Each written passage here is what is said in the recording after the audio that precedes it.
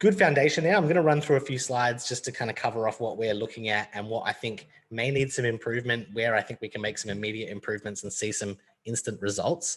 Okay. So first things first, website's great. Speed is awesome. It's like 2.2 seconds to interactive. Pixels all tracking fine. So that's all really good. Yeah. On the Shopify analytics side, we've had a look back through quite a few months. August does seem to be the strongest month over the last 6 to 12 months. Yeah. Just under £8,000 in sales. Yeah. Now, the concerning thing is the conversion rate is pretty low at 0.55. Ideally, you want this to be in that 2 to 3% range. Yeah. So sometimes that's a byproduct of the traffic that you're driving in. So it depends on like what you were doing to get a lot of this traffic to the site in August. The conversion rate has been consistently actually a little bit lower than that up through till just recently as well. So hovering around 0.3. So that is something we want to probably have a look at, and whether that's going down the path of thinking about landing pages, and I'll show you some examples in a second, or cleaning up the traffic and testing as we go. There's a few ways to look at that. Average order value is insane at £205. So that gives you plenty of room to cover CPAs. Your add to cart rate is a little bit on the low side as well at 3%. Ideally, you want to see that in the 5 to 10% range. And the abandoned cart rate is a little bit high as well. That should be around 65%. Right now it's 82%. So a few stats there that are off that are going to make it a little bit more difficult with the ads, but the average order value being so high does give you a lot more wiggle room in it. In terms of goals of what we'd be looking to, we need to hit to be able to make this super scalable, but going for an average CPA of around £35, we can get that abandoned cart rate back down into normal levels at 65%. We'll be all gravy there, which means that we can afford to spend up to £12 for an add to cart. And as long as we can get clicks under 70 pence, then we can hit 5% add to cart rate, we can deliver a 2 to 2.5% conversion rate, which is going to be super scalable. So these are kind of the numbers to focus on really. And the reason we map it out this way is that when we've got all these KPIs and we know what each stage should be converting at, then it's super easy to look at the ads manager and say, okay, cool. Where is the bottleneck? Is it the abandoned cart rate? Is that too high? Is there something we need to change on the cart pages? Or are we not getting enough flow through to the cart? Are we hitting these benchmarks down the funnel? So this gives us some goals to aim at, which I think are achievable. Looking at some predictions, if we can't make any changes to that baseline, then it is going to be hard to really scale this, because as you can see here, with the initial goal being £25,000 a month, and we've been a little bit more conservative on the average order value there at £190, but we know from August that was over that. But that means we need around about 130 conversions a month to hit that. If the website conversion rate's only 0.5%, we know we can get good click-through rates. We can get those CPCs will definitely be easy to hit. You'd be looking at quite high CPAs at around £146, which means that your ROI is not going to be astronomical, and it's likely going to be losing money long term. Cost per purchase. Yeah, based on those stats. Okay. On the other end of the spectrum, which is where we're really aiming at, if we can get that conversion rate up to 2.5%, same stats in terms of average order value, click-through rate, cost per clicks, hitting that $30 CPA that we were kind of aiming at here is super achievable, which you're looking at like a 6 rower off of that. So there is a huge difference in getting that conversion rate up, obviously, on the site. If nothing else changes, it makes a massive difference to your bottom line. So it is something that's super important to be able to test out. Now looking... So do you think, based on the conversion rate being low as well, is possibly or potentially down to items being out of stock? So, or specific sizes. I think that's where, especially, August, as I said, was the big month. And then September, October, it was, there's a 6-7 week wait on items coming back in stock. Gotcha. December, for example, typical one. As I said to you, it's been low because there's been no winter sales. Well, so no winter stock, which is arriving next week. And then people that have been, so we've lost essentially like a 2 month of sales period where we could have, carried on. And then now, for example, certain items we've just got into stock 2 days ago. But from the end of December till now, it's been out of stock. So it's come back in stock and then it's back out of stock. So I think it's, for me, why I understand sometimes these figures are low, or there's a lot of abandoned carts or not abandoned cost, but the conversion rate is low because some specific sizes are just like they come into stock and then they sold out straight away. So I'm trying to minimize that now with the next order, which is arriving in March, is then, you know, predict and get way ahead of, because always, as I said to you, my mistake has always been too low in ordering stock. So like when it would come in, I think, oh, okay, smaller and medium, but it's the large and extra large, which literally goes in and out. So I think it's trying to minimize that because, you know, if something goes out of stock, it's now, you know, 6 to 8 weeks where it's, you know, I think that's where it's maybe putting people off that, you know, want to purchase something, but it's not in stock. Okay, that's good then, because then, like, I mean, at the end of the day, all we can do is really base our predictions off of the data that we've got. So that's reassuring because, like, you're not doing it right now, but you should be retargeting all those people that have looked at those products that are out of stock when they are in stock and saying, hey, back in stock right now, come back today and buy. So that will be a really easy way to get at least some of that low hanging fruit to convert, which is going to then help drop the CPAs, increase the conversion rate, and obviously bring in some more revenue. Okay. So that's great. I would also think, like, there is, when we look at the Facebook ad strategy, there is a few pieces missing that will also contribute to a low conversion rate because people aren't just going to, they're just not going to feel like they know the brand enough or trust the brand enough. If they're just coming in off of the ads that we'll jump into in a second. So that will also help with the conversion rate as well. But just looking back at last 90 days of spend, just over £800 there in ad spend, average CPA of £82, average ROAS of 1.5.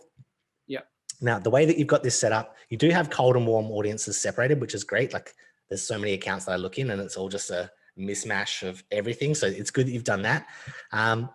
The ads are pretty consistent in line with Shopify numbers in terms of conversion rates as well. I think it was, around about 0.35% conversion rate based on link clicks to impressions, which is the same as on the Shopify store. You do definitely want to clean up the naming conventions, but that's, again, something I can go through at a later date. And then build off of the winning audiences and interests. So whilst you've tested some basic lookalikes, a lot of the ad campaigns are running towards like cycling and like a number of cold interests. But you're not doing it in a way where you're going to learn a lot because you've got a whole bunch of countries bundled together, like a whole bunch of interests bundled together. Some have interest expansion on, some don't. Whilst that's good that you might be able to mop up some sales, you really want to be able to figure out, like, where are the fish and what are they biting? Because that's, once you've got that data, then you can scale from there. As opposed to right now, you're kind of sprinkling some money, it's getting some sales, you don't really know why or why not. You're kind of moving the audiences around. Spot on, But cycling brands seems to work well. There's like a road cycling, couple of interests that also look good. But like, I would suggest, if we were to move forward on this, we would want to break the countries up so that we know how much budget is running in each country. We can start seeing which countries are the better.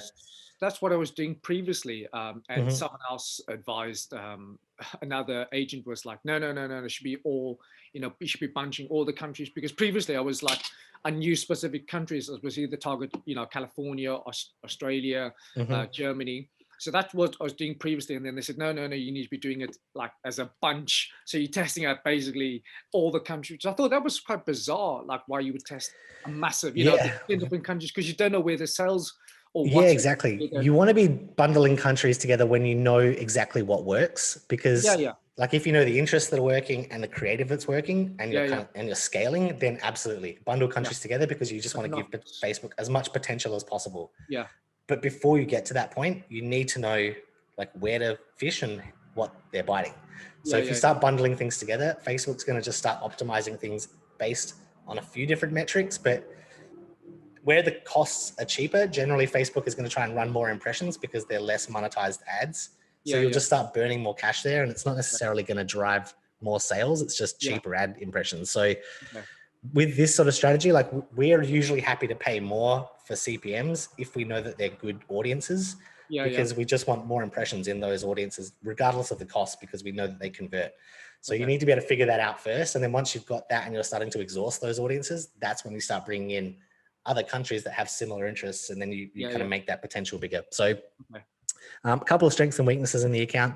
CPMs are super manageable, like really low, which is awesome, because you've got a really high AOV. And if you've got really low CPMs, we can drive really low cost clicks, and like that differential is going to make that really scalable. Previous creative has really strong click-through rates. So I think I really like the creative you've got. It's super colorful and will stand out really nice on feeds. You got plenty of data from engagement and lookalikes to build off of, and you've also got a really high AOV, which is awesome. Low conversion rate. Sorry, what is AOV? The average order value. So when people are coming and spending, they are spending a lot of money, which is great.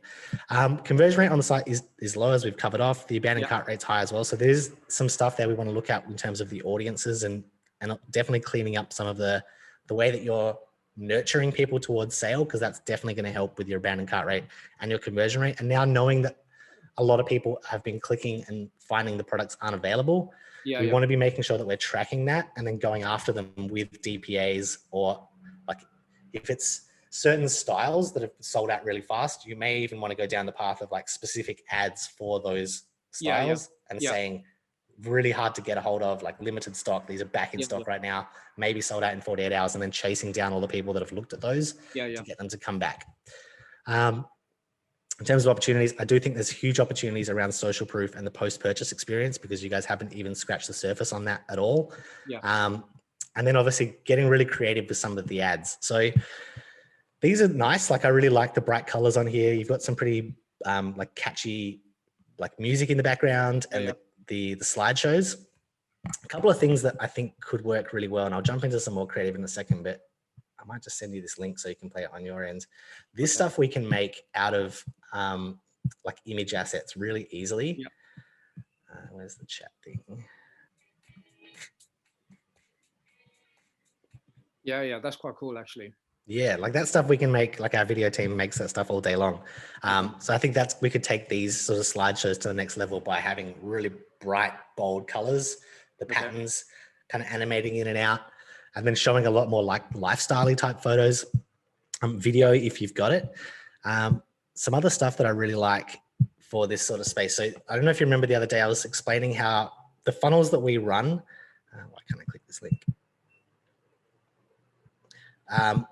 It's really about going after those big audiences at the top, qualifying who is relevant. Have you opened up something or? Yeah, I'm just going to send you another link in the chat. Oh, okay. Let's close this one. Yeah, like that's the sort of thing I think we want to focus on. Like the images of people on the bikes are awesome, but I think we want to like show more of that lifestyle, because the more emotional and like lifestyle-y, as opposed to like pushing the product top of funnel that you can get, the more people you'll find will fall into that funnel because of the entertainment or the information value of it. So they'll watch the videos, they'll click on them, they'll hit the website. We're not necessarily looking to knock that out of the park at 6 ROAS off the top. If we can just keep that traffic breaking even, and we're acquiring people essentially for free, then they're all falling into these bottom layers of the funnel. Where we can then start building a relationship with them. And that's the piece that I think is massively missing in your current strategy, is that you're running the same ads to people that have hit the website. So it's like they're seeing the slideshows, the colors, awesome. They're clicking like, this is really interesting. They're looking at the products, and then they're like, okay, this is cool, but I'm not ready to buy right now. They leave. And then you're kind of just hitting them with the same ads. A few people might be clicking back and coming back if they're super warm and ready to buy, but they're not really learning more about the brand, the products, the solutions that you guys are offering. And so you'll see, I'm pretty sure this is the link. Yeah, this is the one. If you play that last one, because you won't be able to hear it if I play it on my end, but you'll see the style of testimonials. We did this all for them, where it's like a mashup of a few different girls that have tried the products on. And we know that one of the concerns, especially when girls are buying yoga wear, is like, what's the quality like? Is it soft? Yeah, you get the idea. Like that sort of content is what we're running here when people have shown interest in the brand. And it's not just one video that we're running. We're running, you know, that style of video. Then there's maybe a single influencer or a content creator that's talking about an unboxing. And then there's maybe a yoga teacher that's talking about how she's just taught a class and here's my outfit and it doesn't show any sweat stains. Like we're really building up all those proof points with customers when we know that they're more interested or they're warmer. Those tend to convert really well. And then we also have another layer that's the DPAs, mostly catalogs, that we're then going after them with free shipping offers, 10% off your first purchase, whatever we need to do to close the sale out once they've shown enough intent moving through that funnel. So would those be through email marketing, or is that just through video content, the individual video content, or ad content? Like, oh yeah, everything I'm talking about is in the Facebook ads, but yeah, like this sort of stuff, it's all basic marketing principles. That's why it works. So you do want to be replicating that in your email sequences as well, because like I had to play around on the website and I'm getting your abandoned cart emails. Those are the ones which you are doing already, like making offers to people like 24 hours only, come back and close the cart out for 10 minutes. That's only just gone live yesterday, I think it was. Okay, nice. Yeah, that stuff's perfect. But you also want to be thinking about if someone signs up to your newsletter or your welcome sequence, it's kind of like this middle of funnel layer. Is where the person's at. Like they're not ready to buy, but they're not ready to, they're open to hearing from you. So those are the people that you want to be sharing more testimonials. Here's some reviews. Here's like a whole bunch of people that have bought the product. Here's a guy that we sponsor in a race, like building up that social proof. And we're doing it with the Facebook ads, but you'd want to be doing it with your email, even with your Instagram posts, sharing some of that content as well. It's almost like those two layers are kind of missing out of your current strategy. So you're going after people right now, trying to get them to purchase. They're hitting the site. They're not, like, some of them are buying, some of them aren't. And you don't really have any of this follow-up going on to help close those people out. And it's almost like having a bucket with a hole in it. Some of the water's being caught, but there's a whole bunch of water that's kind of flowing out because you don't have a strategy to close them out. And the last piece of this is really looking at, and this is what you were saying the other day, like people do purchase quite frequently, looking at what that average purchase time frame is, how much people are spending on that second purchase, and then looking at coming up with either bundles or other new products that they may not have seen to try and intercept them before they would naturally come back and get them to spend a little bit more than they naturally would have, because then that helps bring everything up. And these placements should convert at insane ROAS because they've already bought from you. They're already happy. They already know the brand. They should be really easy to sell to. And you don't really have a strategy going on for that right now either. So there are a few pieces there that I think to build out will absolutely take this to the next level. Now, one thing I want to show you before we get into the timelines, and one thing that we do is we do also have an influencer content on demand service. What we do is we put a brief out to 3,200 content creators in the US and Canada. And then we can be really specific. So we obviously want people that are into cycling or that are into triathlon. They've got to obviously have their own bike. And then here's what we want in the video. We then ship the product out to them. And within 14 to 21 days, we get 5 videos back. Those go to our video team. And then we use those to cut videos like that one, either, combining a couple of them or just doing straight videos with single influencers. That's a really quick and easy solution to build out more of that middle funnel if you don't have it. But it sounds like you guys have got a pretty full email list. You've got customers that are passionate about your product. Another way that you could do it would be just send out an email blast to 50 customers and say, hey, you've been selected. Like if you provide a testimonial on what you love about our products, we'll give you 20% off your next order or something like that. That could be another way to get it. But this is just something we offer to all customers. So